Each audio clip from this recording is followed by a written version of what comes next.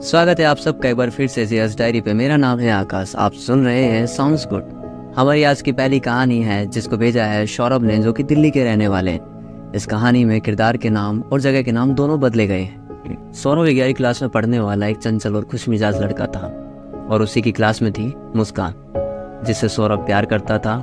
और ये मोहब्बत स्कूल लाइफ की है। वैसे स्कूल लाइफ की मोहब्बत भी बहुत हसीन होती है, या कह सकते हैं थोड़ी अजीब होती है, क्योंकि इस उम्र में ज़्यादा कुछ पता नहीं होता और ज़्यादा किसी चीज़ की इच्छाएं नहीं होती।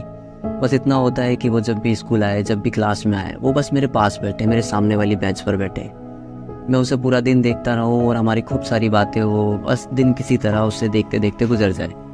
ये बात है 2002 के दिल्ली की एक गवर्नमेंट स्कूल की। सौरभ हमेशा की तरह स्कूल आता और मुस्कान के पास वाली सीट पर आकर बैठ जाता।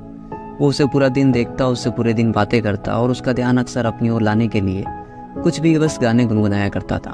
मुस्कान हमेशा सौरभ से कहा करती थी कि सौरभ तू क्या गाता है समझ नहीं आता, लेकिन तू गाता बहुत अच्छा है, तो तू बड़ा होकर सिंगर बनना, क्योंकि तेरी आवाज़ बहुत अच्छी है, मुझे बहुत अच्छी लगती है, और तू प्लीज़ मेरे लिए तू बड़ा होकर सिंगर बनना। पता नहीं था कि मुस्कान की वो बोली हुई बात मजाक थी या सच, लेकिन सिर्फ इस बात के चलते सौरभ अपनी पूरी जिंदगी उस लड़की का ये सपना सच करने में लगाने वाला था। सौरभ ने सोचा कि कोई ना, वो गिटार बजाना सीख लेगा और मुस्कान को बहुत खुश करेगा। सौरभ घर आता है और अपने पापा से गिटार सीखने की जिद करता है, लेकिन बाकी सबके पापाओं की तरह उसके पापा भी इस चीज़ के लिए मना कर देते हैं और कहते हैं इन सब फालतू चीज़ों में कुछ नहीं रखा, पढ़ाई लिखाई पे ध्यान दो। लेकिन सौरभ को गिटार सीखना था, मुस्कान के लिए, उसकी खुशी के लिए, उसके प्यार के लिए। सौरभ ने बिना घर पे बताए कोचिंग का बहाना बनाकर हलवाई की दुकान पर काम करके थोड़े बहुत पैसे जोड़कर गिटार की क्लास लेना शुरू कर दिया था, और उन्हीं से थोड़े बहुत पैसे जोड़कर एक अपने खुद के लिए गिटार खरीद लिया था। सौरभ अपना गिटार लेकर अगले दिन स्कूल आ गया। सौरभ बहुत खुश था कि वो मुस्कान को आज गिटार बजा कर दिखाएगा और उससे एक गाना भी गाकर सुनाएगा। सौरभ क्लास में आया तो देखा मुस्कान की सीट अभी खाली थी।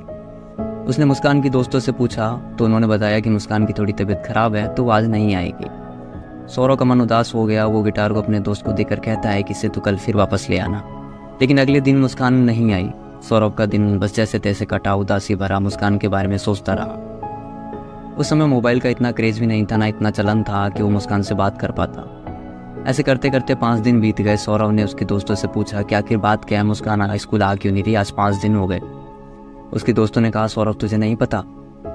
सौरभ ने कहा अगर मुझे पता ही होता तो मैं तुमसे पूछता ही क्यों, अब बताओ ना मुस्कान स्कूल कब आएगी। उसके दोस्तों ने कहा सौरभ उसका एक्सीडेंट हो गया था, वो एडमिट थी और कल रात उसकी डेथ हो गई, अब वो कभी नहीं आएगी। सौरभ एकदम से खामोश हो गया। उसे समझ नहीं आ रहा था कि उसने जो सुना वो सच था या सिर्फ कोई सपना।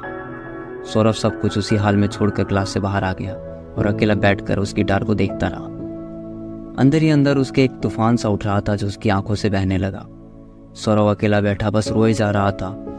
वो इतना अंदर से टूट गया था कि उसे अब अपनी ज़िंदगी से ही प्यार ना रहा। इतनी शिद्दत से लिए उस गिटार को उसने रोते रोते खुद अपने हाथों से तोड़ दिया। किसी तरह खुद को संभाला और घर आकर घर वालों को एग्ज़ाम के लिए कहीं दोस्त के रूम पे जाकर रहूँगा, वहीं पढ़ाई करूँगा कहकर मनाया और कुछ कपड़े लेकर के अपने घर से चला गया। अक्सर ऐसे मोड़ पर इंसान खुद को सबसे दूर कर लेता है, वो खुद को अकेला कर लेता है। वो बस अपनी तन्हाइयों में ही रहना और उसी में जीना चाहता है। हालांकि उम्र ज़्यादा नहीं थी, लेकिन इस उम्र में मिला ये दर्द कहीं ज़्यादा था। दिन पर दिन सौरभ की हालत और ख़राब होती जा रही थी। उसका दोस्त जो वहाँ अकेला रहता था वो भी कुछ दिनों के लिए अपने घर चला गया था और अब वहाँ सौरभ अकेला था। और दिन पर दिन बीमार होता गया और उसने कई बार सुसाइड करने के लिए भी कोशिश की, लेकिन कहीं ना कहीं वो रुक जाता। एक दिन सौरभ के पापा वहीं पास से गुजर रहे थे तो उन्होंने सोचा सौरभ से मिलते चलते हैं। वो जैसे ही रूम पर गए तो उन्हें सबसे पहले पंखे से लटकी रस्सी दिखी। फिर उन्हें फर्श पर सोया सौरभ दिखा, जिसकी हालत देख वो बहुत ज़्यादा डर गए, घबरा गए और उसे तुरंत दिल्ली के एम्स हॉस्पिटल में एडमिट करवाया। सौरभ का इलाज वहाँ लगभग 3 महीने तक चला और जैसे तैसे सौरभ उस सदमे से थोड़ा सा बाहर आया। वो ठीक हुआ तो घर वाले उसे घर लेकर आए। कुछ दिनों बाद सौरभ का जन्मदिन था और इत्तेफाक से उसके जन्मदिन पर उसकी बहन ने उसे जन्मदिन पे तोहफे में गिटार गिफ्ट कर दिया। गिटार को देखते ही सौरभ की सारी पुरानी यादें ताज़ा हो गई और उन सारी यादों से बस एक ही बात उसके कानों में गूंजने लगी, सौरभ तू सिंगर बन जाना, तेरी आवाज़ बहुत अच्छी है, तू क्या गाता है समझ में नहीं आता, लेकिन तू गाता बहुत अच्छा है, तो तू बड़ा होकर मेरे लिए सिंगर बनना। उस दिन के बाद से सौरभ ने मेट्रो स्टेशन, स्कूल, कॉलेज, जहाँ भी मौका मिला उसने अपनी म्यूज़िक का परफॉर्मेंस दिया, उसने गाने गाए, उसने अपने आप को बनाया। अमृतसर में न्यू ईयर का बहुत बड़ा शो किया, उसके बाद खुद का पहला म्यूज़िक एल्बम यूट्यूब पर लॉन्च किया।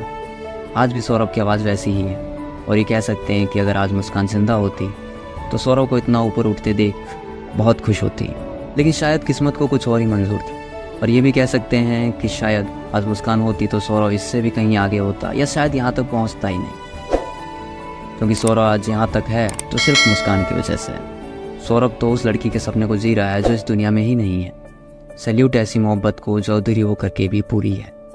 फिलहाल इस कहानी में इतना ही। ये कहानी खत्म होते ही आपको एक छोटा सा 15 सेकंड का या 10 सेकंड का एक ऑडियो सुनाया जाएगा और वो ऑडियो सौरभ का होगा।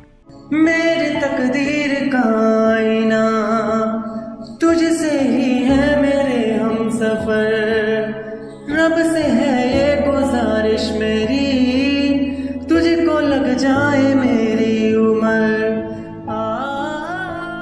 आपसे फिर मुलाकात होगी एक बार फिर एक नई कहानी या एक नई किस्से के साथ। और हाँ, इसे पूरी कहानी समझिएगा, ये किस्सा नहीं है, क्योंकि इसमें अधूरा होकर भी वो इंसान आज भी पूरा है।